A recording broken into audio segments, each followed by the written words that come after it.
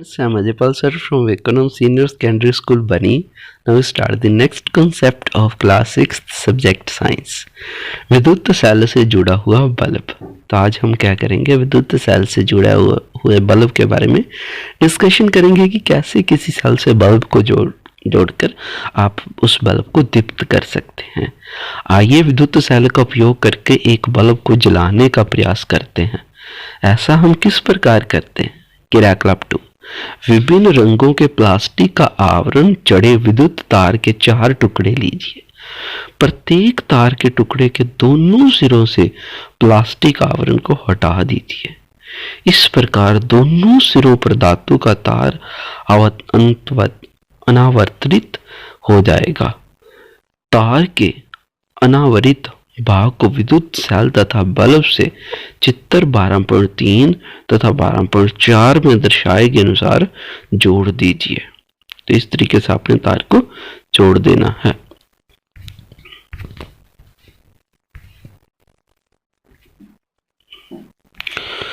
Bulb के साथ तारों को जोड़ने के लिए आप विद्युत रोधी टेप, बिजली के मिस्त्रियों द्वारा उपयोग की जाने वाली तथा सेल के लिए रबर बैंड या टेप का उपयोग कर सकते हैं।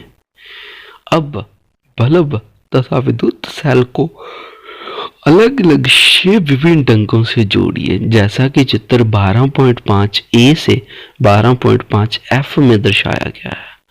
प्रत्येक व्यवस्था में देखिए कि बल्ब दीपित है या नहीं। प्रत्येक व्यवस्था के लिए हाँ या नहीं लिखिए।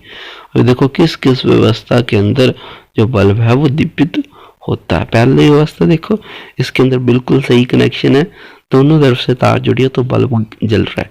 अब ये बी के अंदर ये नीचे से तार जुड़ी हुई नहीं है तो बल्ब दीप्त नहीं होगा। सी के अंदर ऊपर से जुड़ी हुई नहीं है तो दीप्त नहीं होगा। और डी के अंदर एक ही साइड पे दोनों तारें जोड़ी है तो भी नहीं होगा। ई के अंदर भी दूसरी साइड पे दोनों जोड़ी है तो भी नहीं होगा। और एफ के अंदर वो तार ऊपर से और ये तार नीचे से तो भी दीप्त हो जाएगा। ओके, तो इस तरीके से ये लिखा हुआ।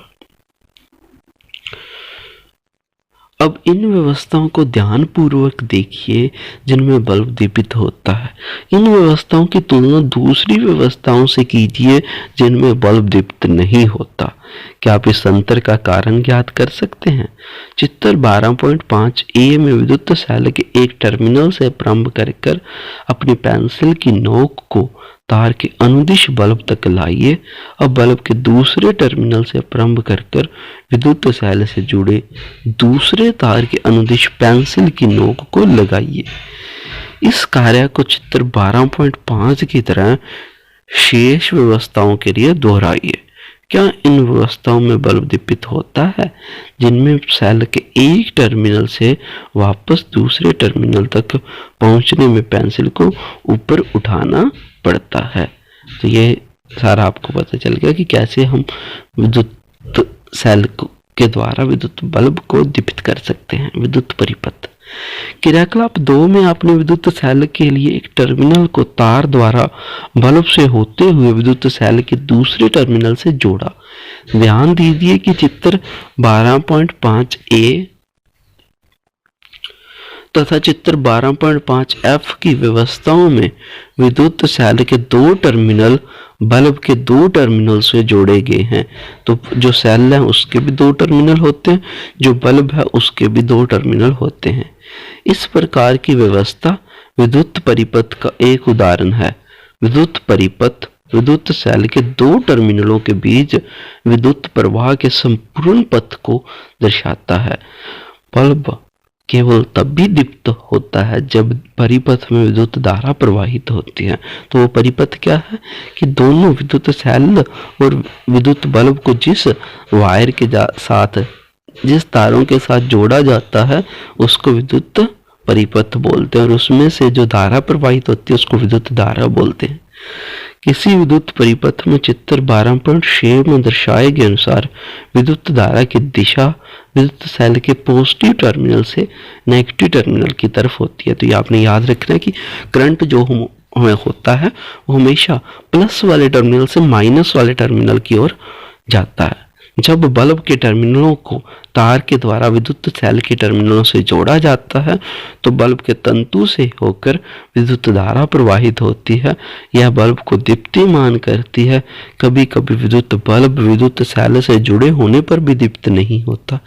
ऐसा बल्ब के फ्यूज होने के कारण हो सकता है।